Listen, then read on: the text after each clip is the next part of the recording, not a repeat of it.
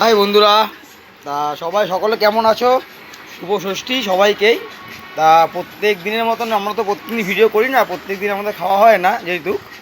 তা অনেক দিন পর শুভ ষষ্ঠীতে তা দাদা ভাই মিলে দুজনে প্রত্যেক দিনই খাই। তা এইভাবে শুরু করলাম। আজকে মেনুতে আছে হচ্ছে একদম হাতে বানানো রুটি, সাথে কাঁচা পেঁয়াজ, লঙ্কা, আর একদম ভালোবাসা, একদম বলতে গেলাম লাল লাল ঝাল ঝাল করে একদম সুন্দর একদম গিলাম এটা একদম খাসির চর্বি দিয়ে। আর এদিকে সবচেয়ে বড় জিনিস একটাই যে এই যে ব্যান্ডটা, এই যে রয়্যাল স্ট্যাগ, এটাই আমরা খাই প্রত্যেক সময়। আর এইভাবেই চলি, মানে যখনই কোনো সময় ব্যান্ড খাই মানে রয়্যাল স্ট্যাগ খুব সুন্দর লাগে। সবচেয়ে আশ্চর্য কথা, নতুন জিনিস, মানে কি বলবো, এই যে সোডা আমরা কখনোই ট্রাই করিনি।